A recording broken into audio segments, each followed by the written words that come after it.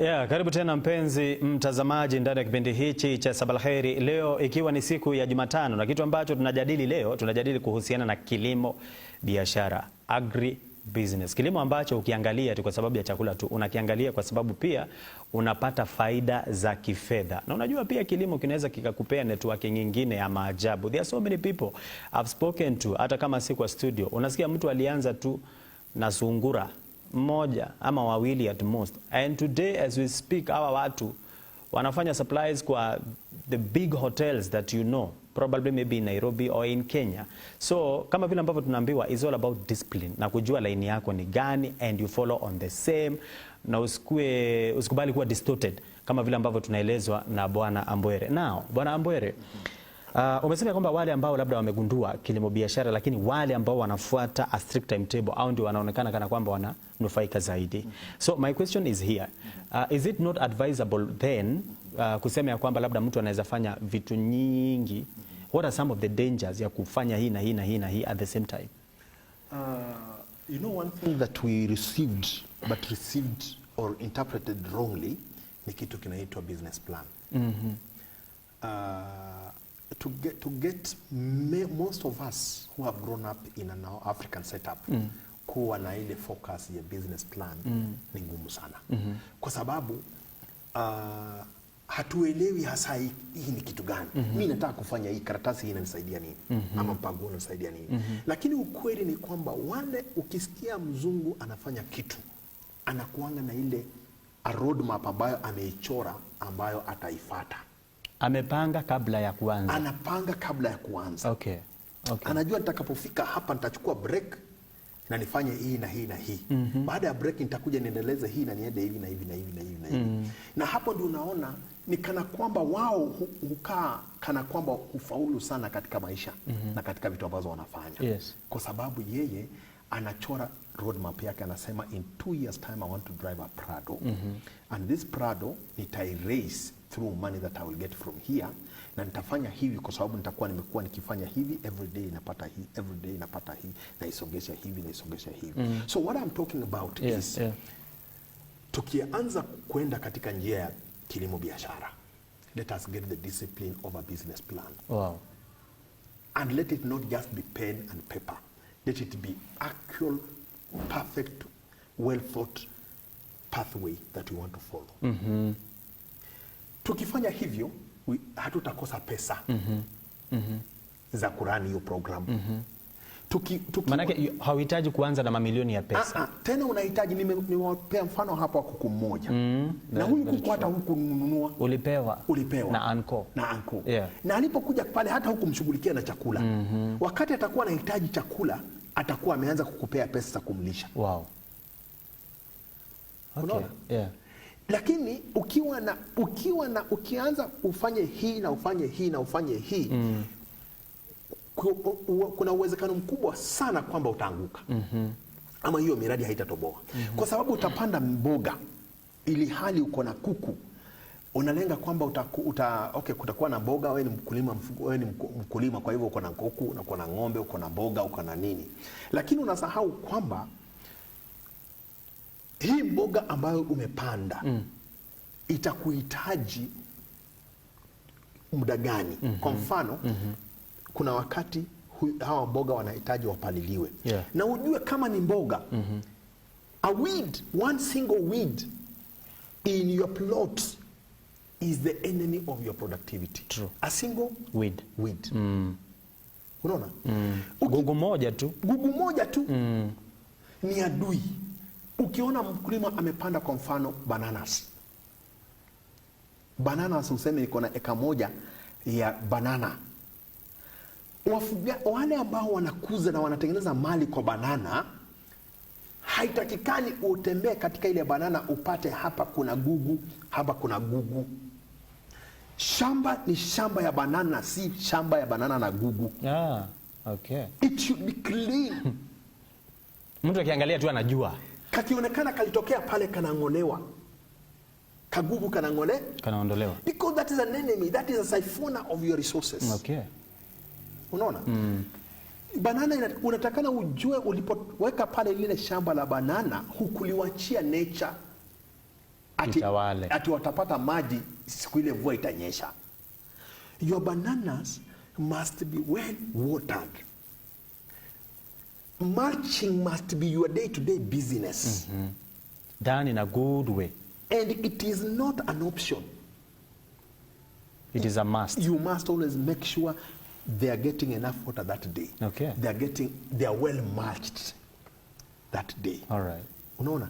Na hakuna nini zingine ambazo zinakula. Unaona? So in other words, when you do so many things, you cannot be able to do one thing effectively. Utakuwa tu unakuza hapa, unakimbia hapa, unakuza kuku hapa. And for you to be able to effectively succeed in farming, kwa mfano ya kufuga kama tuseme ni ya mboga, you must know today uko na maji. In a 5 days to come, kuna maji ya hiyo mboga. Na 2 weeks to come, there will still be water budgeted for, and nothing is going to distort that. Unajua? Yeah. Kunyeshe kusinyeshe, water is available. Wewe ukistarajia hata kunyesha, kukinyesha, harvest hiyo maji utaingiza kwa mipango yako. Wow. Unaona? Don't allow a drop to go away. That is why Israel, a small country that is in the heart of a desert, is able to generate food and export more food in worth of maybe 50-60 billion. Wow. In excess food that is produced and taken out of countries that have resources like na Israeli ni jangwa. Ni jangwa. A drop of water in Israel is gold. And they follow it. Where has it gone to? No. Yeah. So for us, we get distorted. Okay. When we are paying attention to kuku, to mboga, and we forget that kuku hakuwa na pesa ya chakula. Ama tunachukua chakula pesa ya kuku ya chakula, tunakuja kuweka kwa maji ya mboga. Sasa umeanza kuharibu pande hii. Atutengeneze pande hii. Yes. So there's no way you will optimize here. Wow. There's no way you will optimize here. Utabaki tu hapo.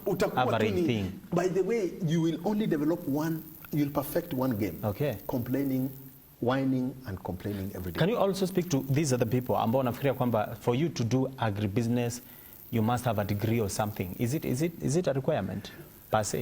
Let me tell you something. Personally, what I believe. God created us and created us to succeed. And God did not leave us in the hands of what we can do or not do. He gave us all that we need to succeed. If we want to do other things, we can do. By the way, to grow vegetables or to keep cows or to keep whatever is not knowledge that we'll go to school and acquire per se. It is our passion that will make us always gather knowledge on how to do it better and better and better and become more innovative. But coincidentally, I want to say education is very important. Yeah. But sometimes it is limiting. It makes us think in a straight line. Yeah. It makes us, just this is the way to go. But you forget that life is also outside your path. Yeah. You get it? Because I don't have this degree, so I cannot do this. The best way to learn to do agribusiness is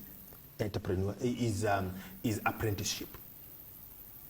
Okay. Apprenticeship in this sense that learn physically. Can you see how so and so is doing this? What can you borrow genuinely? Kutoka kwa kile ambacho anafanya. Yes. And what can you borrow from that guy genuinely and put here? And what can you borrow from here? And what lesson have you learned from this? And put them there like somebody who is mature. As in, you don't want to keep on, you bring things, knowledge that you have acquired that you don't employ to work for you is useless knowledge. Yeah. Useless knowledge because it will not benefit you. And very useless in that case. Yes. Beneficial knowledge is knowledge that you come and employ and delivers for you. Okay. It's always only important when you have employed it to work for you. What can you tell these other group of people ambao wako town, walikataa kukaa kule home, na kuna mashamba kule nyumbani, and while in town they are complaining every day, kusema kwamba tunatafuta kazi hatupati nini. Is it advisable for those people to start thinking on what they can do to utilize hayo mashamba ambao waliacha kule mashinani? And I want to say on a very sincere note, I'll combine the two. First of all, land in urban areas and close to urban areas is 500 times better utilized when it is put in intensive agricultural production than when it is put in real estate. Wow. Yes. 1,000,000 times. If you have a plot of 50 by 100, you can create more wealth on that plot of 50 by 100 when you do agribusiness than when you put there rentals that will give you 30,000 shillings per month. Wow. 1,000,000 times. Because in a plot of 50 by 100, how many cuckoos can you put there and you harvest, say, you can get like 2,000 eggs per day, for example. It is practical. It's practical. It is possible. And you can even get 5,000 eggs per day because you can even do a story. Isn't it? If you are getting 5,000 times 10 is how much per day? Hey, 50. 50,000 times 365 days. Hi. This madness of, I have some plots. It is to rental. Honestly, my mind can only have one word for it: stupidity. I'm sorry about that. Yes. Because, my brother, look at it this way. We go very wrong. Because sababu hizi rentals ziko limited. They can only give you 10K per month. Yes. But your innovative utilization of available resources can transform you in a super manner. You don't even need to go and buy another plot. No. You will start getting distorted. You get it? Yeah. You can grow your resources there. Grow them there and stick in. You drive your Prado out of your plot, you come back. Wow. Stick in there long enough. Hata umefanya nimefunguka macho nimeona kaploti fulani mahali. Kamekaa tu. Exactly. Yeah. Yes. If you stick in there long enough and employ that resource to deliver for you, you will go places. Now, for those people who have left farms at home, look at it this way. If you are 50 by 100 in Nairobi, or you're 50 by 100 in Kiamunyi, or you're 50 by 100 in Ronda, can make you so much wealth. Yeah. How much wealth can you make in your village? In Kuresoi. Yes, next to a free-running river. Wow. You get it? Yeah. And you do this. Choose what you want to impact the lives of people with. And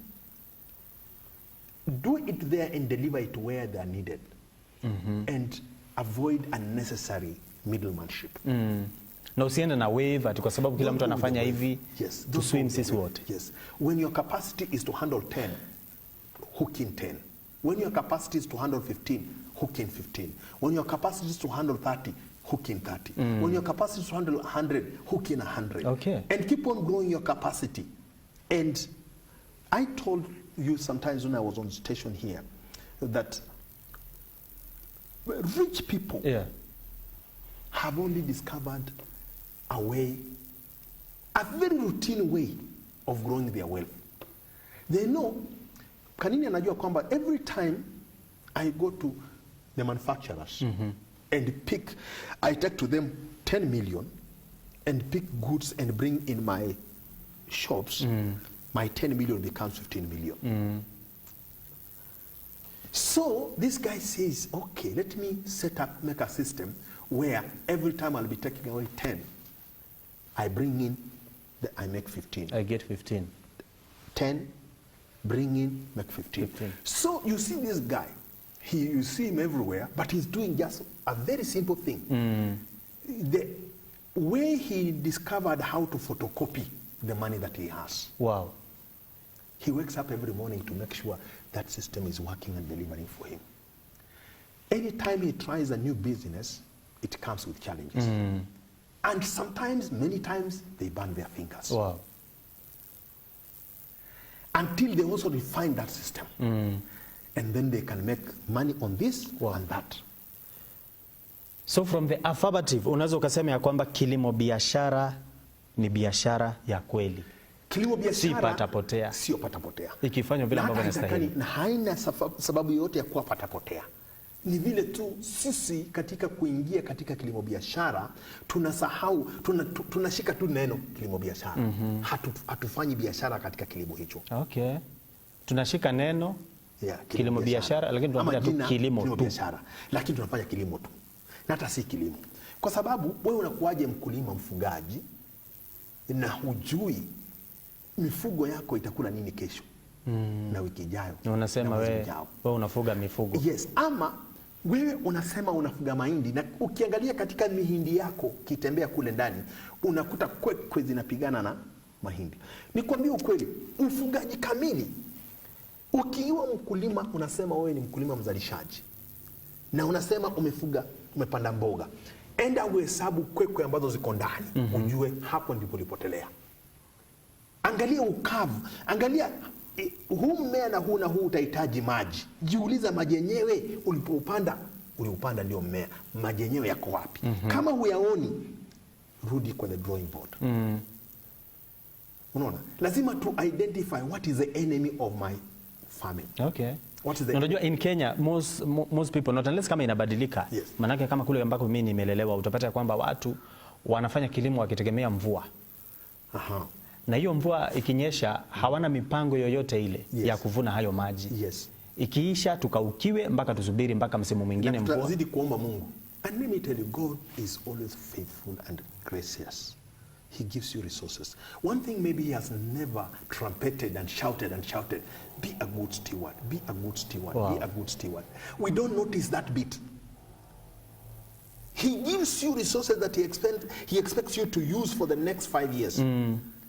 But you just squander them and you cry the rest of the years. No rain. That's not what God intended. Look, my brother, God is a creator and he wanted us to be creators. We know there is drought. We know today there is plenty of water. He has given, honestly, if you wanted to harvest every water that steps into the land, piece of land that you have been given, you can harvest that water. It is and possible. It will take you through the whole year. Yeah, true. Hutahitaji mvua hata. Hautahitaji mvua. Yeah. And you will always realize that this is not, just okay. Countries like Israel have demonstrated that every drop of water can be harvested, stored and used for benefit. We have always talked about it.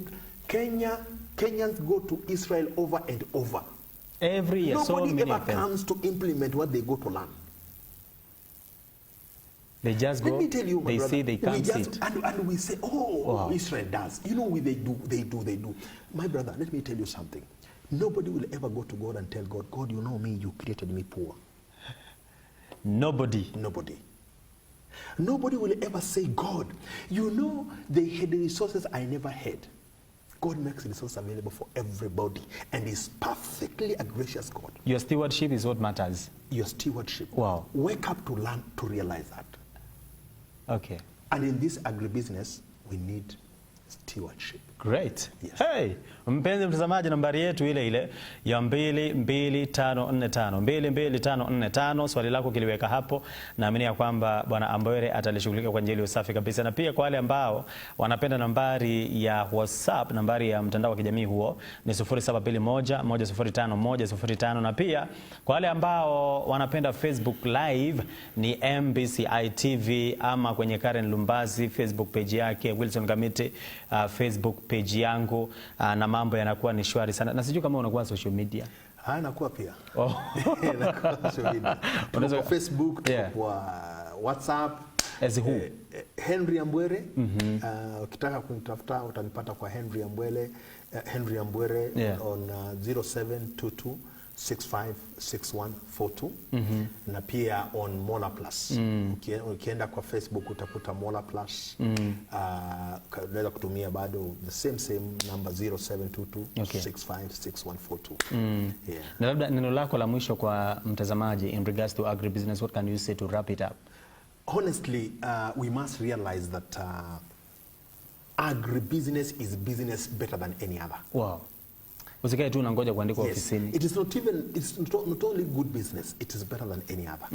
But we cannot do agribusiness with ignoring the basics. And we cannot create wealth in our agricultural enterprises without putting focus on what must be focused on.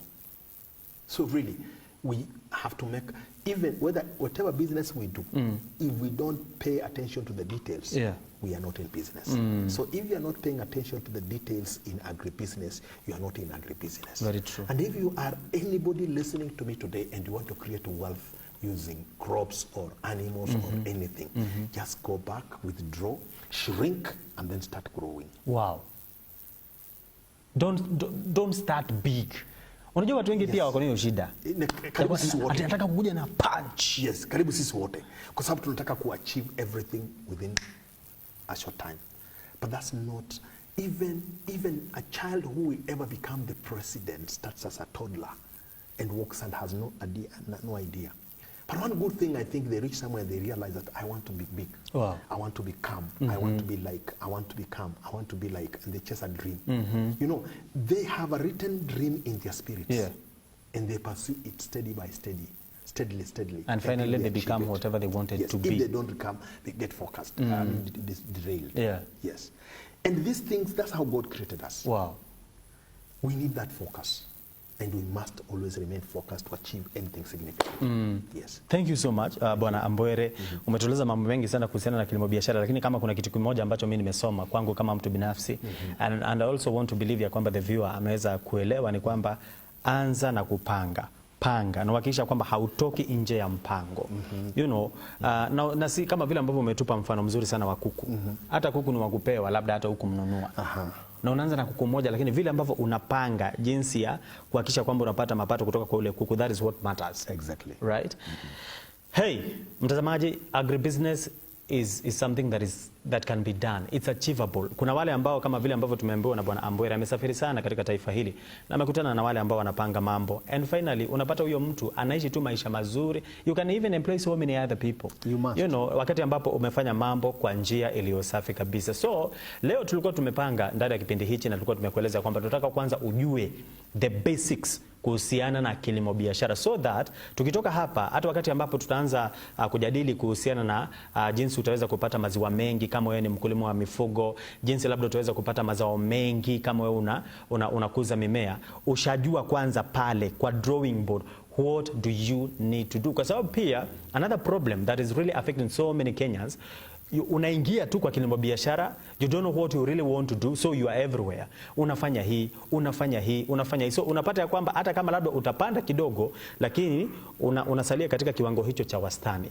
But the moment choose, this is the path that I want to follow, this is the specific thing that I want to do, na liwe liwalo, hii ndio njia ambayo nitafuata, let me tell you, within a very short time you'll start rising and people will start asking, what is the secret? The secret is one, ni kufuata kitu kwa njia ambayo iko sawa kabisa. And maybe before I let you go now, after how long will I tell ya kwamba this whatever I'm doing is not sustainable? First and foremost, let me tell you, my brother, everything you do is sustainable. Okay. For sure, yes. All right. Yes. There's nothing that cannot be sustainable. Yeah. It is only you who cannot sustain yourself in it long enough. Yes, for sure. Okay. Yes. But and as long as you play according to the rules of the game, as long as, let me tell you, my brother, you will succeed growing termites, you will succeed growing worms, you will succeed growing giants, whatever. Just stick in there long enough. How long is long enough? In some products, as short as a week. In others, as long as years. It depends on what you choose. And have a good day. Yes, thank you. Tutakuita siku nyingine tufanye milk production. Asante. Mpenzi mtazamaji, hicho kimekuwa ni kipindi kizuri sana naye Bwana Ambwere. Nikirudi hapa narudi na mwenzangu Karen. Kwa hiyo hakuna hiyo mambo ya kusema, unajua mimi nilikaa for 6 months, nikaona hii kitu mazee, I let it show. Kuna vile ulikuwa unafaa kufanya. Hakuna kitu ambacho hakiwezekani. Na ujiulize kila wakati, kama kinawezekana kwa wengine, mbona si kwangu? Na kama umekichagua kwa sababu unataka ama ni kwa sababu kuna mtu ambaye amekusukuma. Maana pia mambo ya kusukuma wakati mwingine yanaleta matokeo ambayo si mazuri. Fanya uamuzi wewe kutoka ndani yako. Nyinyi ambao mnatembea town, mkisema hakuna kazi, mnatafuta kazi za ofisi, na kule mashambani mliacha mashamba, hakuna mtu ambaye analima, ni nyasi peke yake na wadudu na ndege. Tafadhali, katika mwaka huu 2019 anza kufikiria what you can do this year. Hata kama utaanza tu pale chini, but as time goes by utapata kwamba pia na wewe unakuwa vizuri zaidi. Don't go too far. Hicho kipindi cha Sabalheri. When I'm coming back here, narudi na mwenzangu Karen. Yeah, hicho kipindi cha Sabalheri.